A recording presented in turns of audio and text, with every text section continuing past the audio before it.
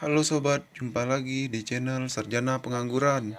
Kali ini kita akan menceritakan sebuah film yang berjudul The Devil All the Time.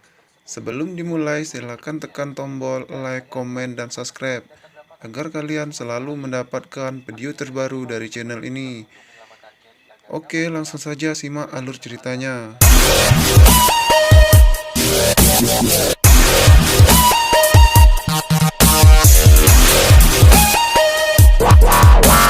Film ini dimulai dengan alur maju mundur yang sangat rapi, menceritakan keluarga Russell yang hidup sudah 9 tahun di kota kecil bernama Knockemstead.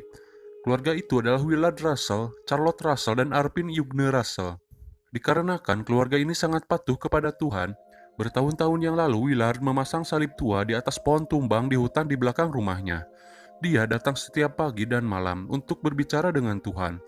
Saat dia berdoa, pikirannya sering melayang kembali ke Perang Pasifik Selatan, di saat dia dan prajurit lainnya menemukan jasad Sersan Maria Miller Jones. Lalu Sin pun mundur ke 12 tahun sebelumnya, di mana di saat itu dia pergi ikut berperang dan menemukan mayat yang telah disalib dengan sangat mengenaskan dan telah dikerumuni banyak lalat. Setelah ia periksa, namun ternyata orang itu belum meninggal dan masih bertahan hidup dengan kondisi yang sekarat. Karena Willard kasihan dengan kondisi pria itu, ia pun memutuskan untuk mengakhiri penderitaannya dengan cara menembak tepat di kepalanya. Lalu Sin berpindah lagi memperlihatkan Willard yang dikala itu telah pulang dengan selamat dari Perang Pasifik. Dalam perjalanan pulangnya, ia singgah di kota Mid, Ohio untuk mampir di restoran tempat di mana ia akan jatuh cinta dan bertemu jodohnya, yaitu Charlotte. Tak disangka entah itu kebetulan atau tidak, di restoran tersebut ada juga karakter penting lain yang jatuh cinta, lalu menikah. Mereka adalah Carl Henderson dan juga Sandy Henderson. Saya sarankan ingat baik-baik kedua karakter ini, karena mereka berdua akan melakukan sesuatu hal di luar nalar nantinya.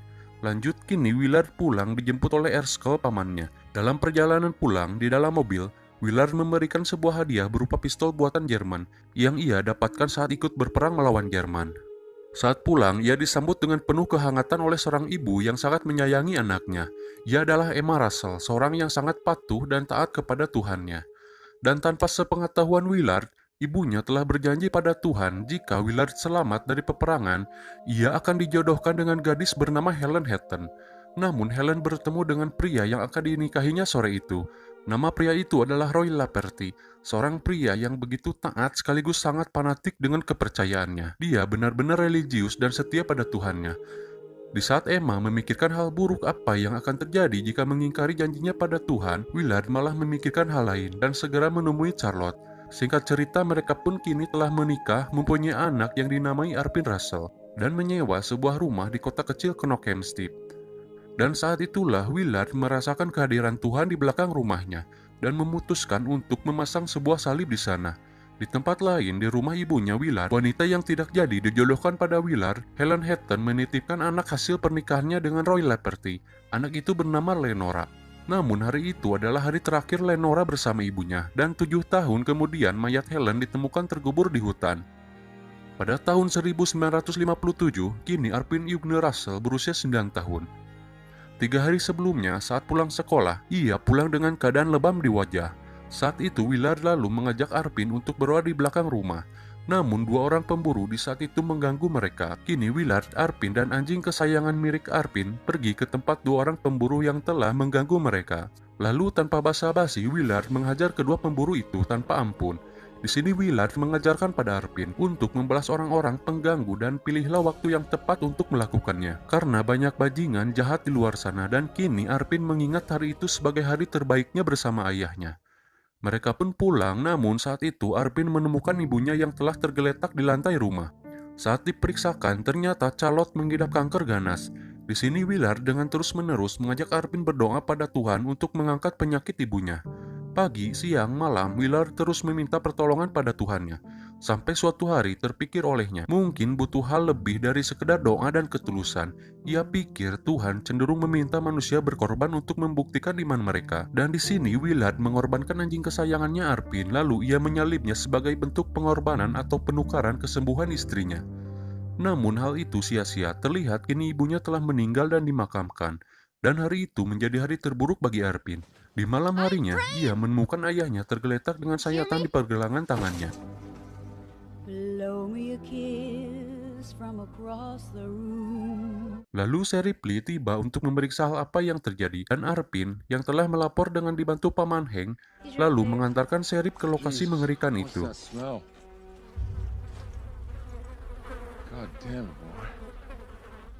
Lalu kita kembali lagi ke Cool Creek, Virginia Barat, 7 tahun sebelumnya, di mana saat itu Helen masih hidup dan bahagia bersama Lenora anaknya, serta suaminya Roy yang sedang mengurung diri karena saat khotbah dia digigit laba-laba dan kini kepalanya bengkak membesar bagai labu.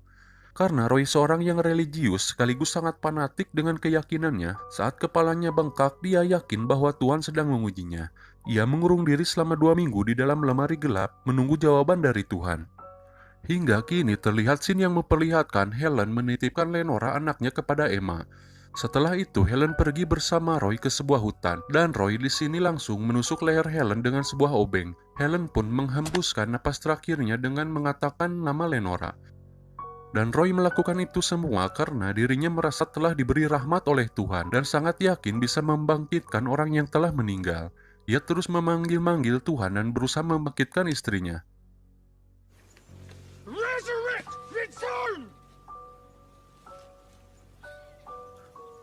Namun karena tak kunjung bangkit, ia pun menguburkan Helen di hutan tersebut. Dan kini Roy bersama saudaranya yang lumpuh pergi menuju selatan untuk melarikan diri. Namun karena sejatinya Roy sangat menyayangi istri dan Lenora anaknya, ia meninggalkan saudaranya yang lumpuh di dalam mobil. Dan ia mencoba kembali ke Cool Creek untuk menjemput Lenora anak perempuannya dengan cara menebeng atau menumpang mobil orang lain yang searah. Namun hal tidak terduga terjadi. Dengan kebetulan Roy bertemu dengan Carl Henderson dan istrinya Sandy Henderson yang di awal film telah diperkenalkan. Mereka memberikan tumpangan pada Roy. Namun saat Roy tertidur dan saat ia terbangun, ia sudah berada di hutan dekat danau yang sepi. Di sini Carl memaksa Roy untuk menyetubuhi Sandy istrinya, dan ia sendiri akan menyaksikan serta memotret hal itu. Roy yang fanatik serta taat pada Tuhannya menolak hal itu. Di sini Roy menatap awan yang berlalu dan bertanya-tanya, itukah kematiannya? Dia adalah seorang pengkhotbah, namun saat itu dia tak tahu harus berharap apa pada Tuhan.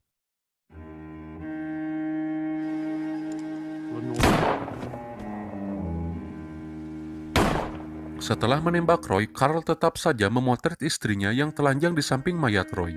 Bisa kita simpulkan bahwa mereka berdua mempunyai kelainan akan seks dan psikopat. Dan ini masih hari-hari awal bagi mereka, dan Carl masih memikirkan detailnya. Dia sadar harus lebih selektif dengan modelnya. Di sini Carl menyebut Sandy umpan, dan Sandy menyebut Carl sebagai penembak, sedangkan korban disebut sebagai modelnya.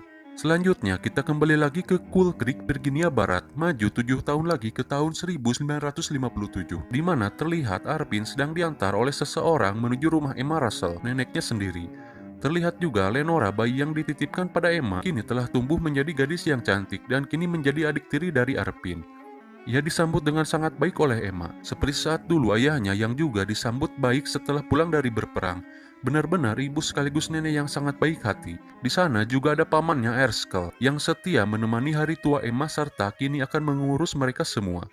Film pun maju lagi 8 tahun ke depan pada tahun 1965. Terlihat Emma, Lenora, dan Erskine yang sedang merayakan ulang tahun Arpin. Di sini Erskine pamannya mewariskan kembali senjata yang dulu ia dapat dari Willard. Kini ia kembali berikan pada anaknya yaitu Arpin. Di sekolah, karena Lenora tumbuh di lingkungan keluarga yang sangat taat pada agamanya, anak-anak di sekolah suka mengejek wajah pucatnya dan kealiman Lenora. Gene Dinwoody, Tommy Madsen, dan Orville Bachman selalu memojokkannya di tempat sampah belakang sekolah. Arpin datang mencoba menolong, namun malah berakhir dengan dirinya sendiri yang babak belur karena dipukuli mereka. Di sini Arpin menyayangi Lenora bagai adiknya sendiri. Dia lakukan apapun demi menjaganya. Setelah itu, Lenora mengunjungi makam ibunya sepulang sekolah. Kadang dia bahkan membacakan Alkitab dengan lantang membayangkan ibunya mendengarkan. Sedangkan Arpin, meski tak pernah berdoa, ia sering mengantar dan menemaninya.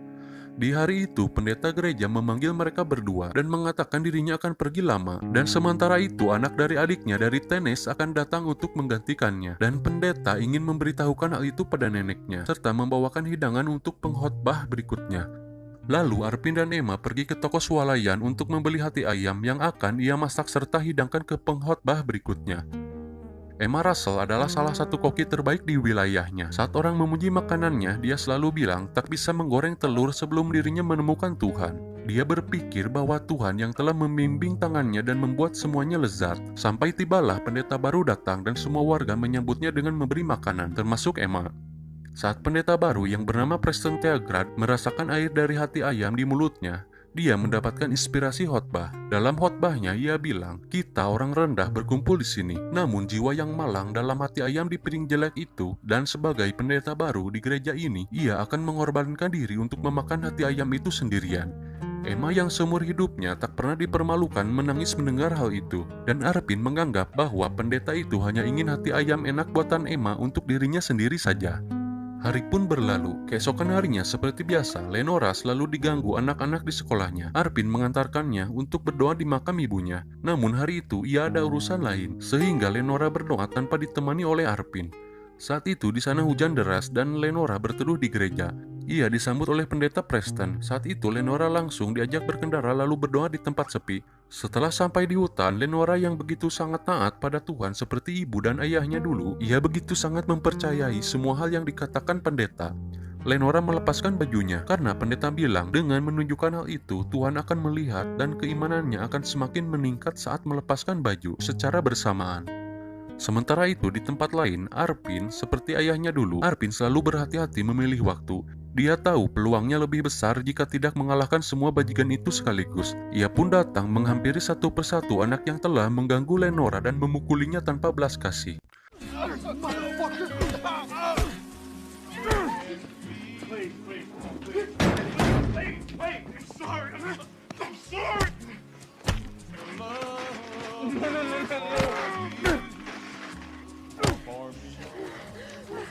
You touch my sister again?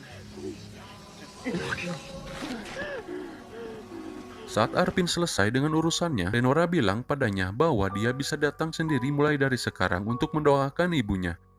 Seperti ibunya dulu, Lenora merasakan kekuatan yang sama yang menarik Helen ke Roy Leperty. Gadis itu membayangkan menyentuh cinta yang berasal dari pendeta. Lalu scene berganti ke 3 bulan kemudian, Mid, Ohio, memperlihatkan Sandy Henderson yang sudah tidak tahan hidup bersama seorang psikopat Carl Henderson. Ia berpikiran untuk melarikan diri, namun entah kenapa tidak jadi. Saat itu adalah musim panas tahun 1965, dan pasangan itu bersiap untuk perjalanan ke-14 mereka. Di pagi harinya, Sandy yang sedang sendiri karena suaminya pergi ke kota untuk membeli kamera yang baru, ia didatangi oleh seorang polisi yang ternyata itu adalah kakaknya sendiri, yang secara kebetulan itu adalah Ripley yang membantu Arpin dulu saat kehilangan ayahnya yang bunuh diri. Ia datang ke sana dengan bermaksud akan ada pemilu yang sebentar lagi akan ia ikuti, sedangkan Sandy selalu berulah dan membuat Ripley terlihat buruk di mata masyarakat. Ia menyuruh Sandy untuk sementara diam dan tidak melakukan hal-hal yang buruk sebelum pemilu selesai. Ini adalah foto korban dari Sandy dan Carl Henderson. Ia adalah Cody Hamilton, tukang kayu berusia 20 tahun sedang memancing pada suatu pagi di Virginia Barat, dan setelah saat itu ia dinyatakan hilang. Di sini, Ripley adalah seorang polisi yang mempunyai adik pelacur. Ia mencalonkan dirinya di pemilu. Setelah itu, semua suap dan hal-hal lain yang menumpuk sejak awal dilantik menjadi masalah besar baginya. Lalu terlihat kini Ripley menemui seseorang bernama Lenore dan orang itu memberikan suap padanya agar dirinya bisa dengan bebas memperjualbelikan senjata. Lalu scene berganti lagi memperlihatkan Carl dan Sandy. Dengan modus memberikan tumpangan, ia telah mendapatkan model muda seorang prajurit bernama Gary yang akan hendak pergi berperang ke Vietnam. Ia dibawa ke hutan dengan dalih memberinya makan siang. Lalu aksi sadisnya pun dimulai, menyiksa memotong kemaluan Gary setelah melakukan hubungan seks.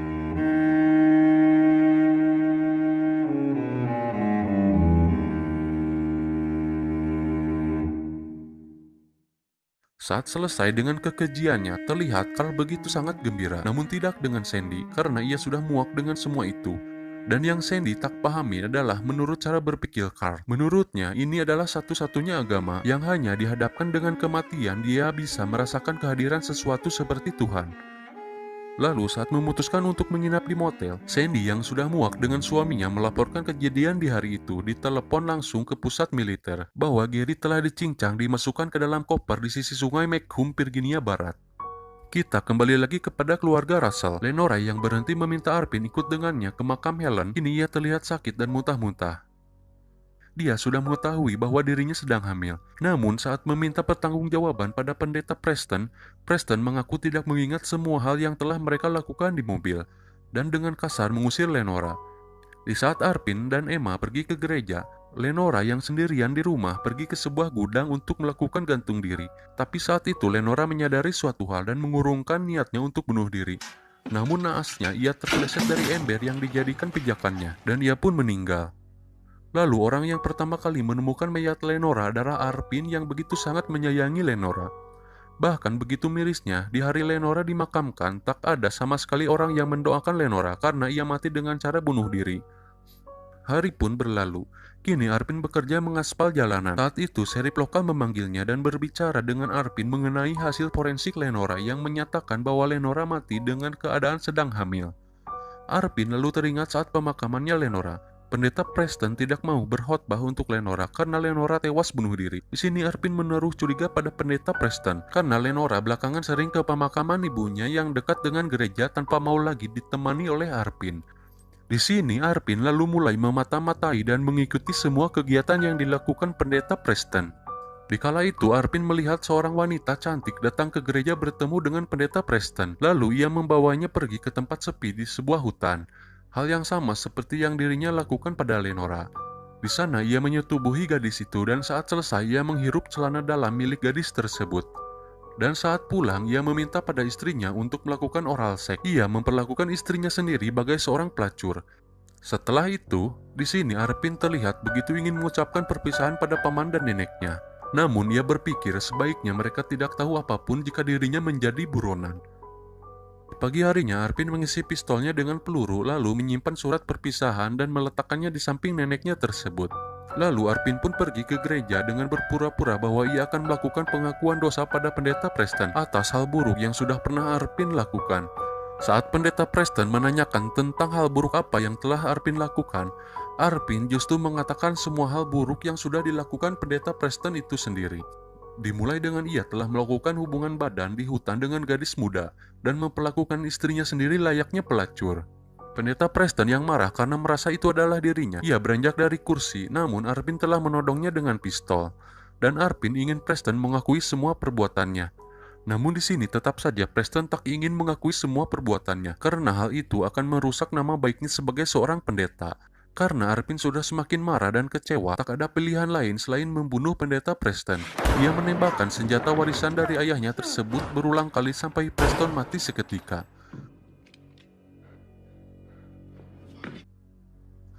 Arpin pun meninggalkan tempat itu dan secara tiba-tiba ia ingin pulang ke rumahnya yang dulu di kota Knockemstiff. Dan ia pikir apapun yang terjadi dia harus berusaha memperbaiki hal-hal tentang ayahnya yang selama ini terus membebani hatinya. Ia pun dengan segera pergi melakukan perjalanan. Namun sialnya di tengah perjalanan mobilnya mogok sehingga ia memutuskan untuk mencari tumpangan. Sedangkan di sisi lain Sheriff Lee yang sudah muak dengan tekanan yang diberikan penyuapnya yaitu Lenori dan pengawalnya Bobo. Lee lalu mendatangi rumah mereka dan membunuh mereka berdua di sana.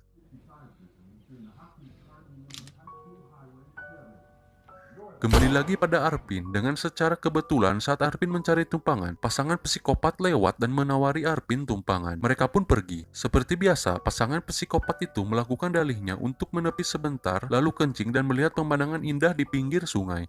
Namun karena Arpin selalu diajarkan bahwa di luar sana banyak orang jahat dan bajingan, ditambah ia melihat Carl membawa pistol, ia sangat mencurigai kedua orang itu. Dan saat Carl telah mengambil kamera dan pistol miliknya, Arpin langsung menembakkan Carl 2 kali. Sandy langsung mengambil senjata miliknya dan mereka kini saling menodongkan lalu saling menembaki. Namun sebelum semua hal itu terjadi, seperti yang kita pikir bahwa pembunuh berantai bukanlah orang yang bisa dipercayai. Carl juga sangat paranoid dengan sikap Sandy sebelum berangkat yang membuatnya gelisah. Dan Carl berpikir ia akan lebih baik jika hanya dia yang punya senjata. Ia pun lalu mengosongkan isi peluru dari senjata milik Sandy.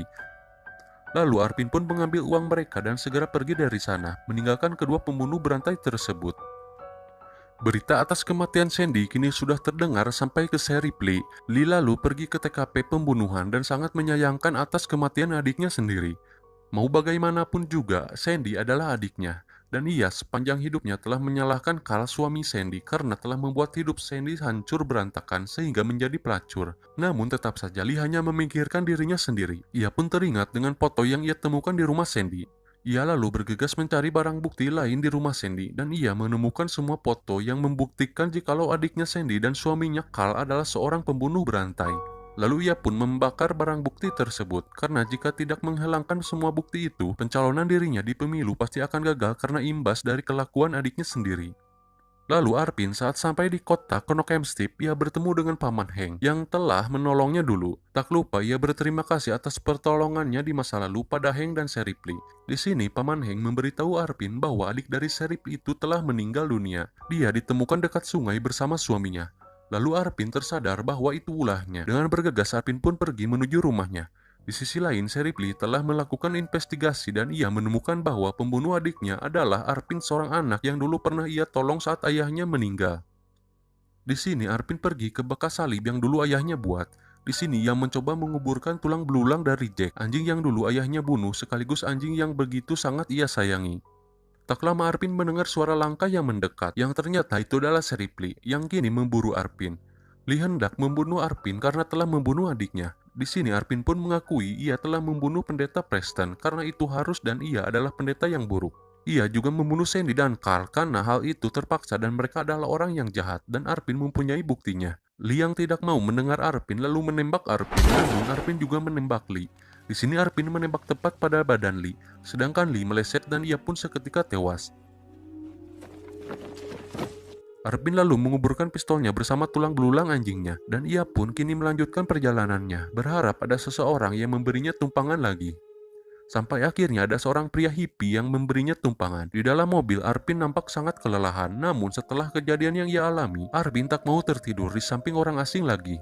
Dan saat ia berjuang untuk tetap terjaga, pikirannya mulai berkelana. Pikirnya mungkin hukum akan mengakui perbuatannya baik, mungkin dia akan dimaafkan. Mungkin dia bisa bertemu lagi dengan nenek dan pamannya. Namun dia sadar itu sangat beresiko. Atau mungkin ia akan bertemu seorang gadis dan lalu membangun keluarga seperti ayahnya dulu. Lalu Arpin pun tertidur dan tamat.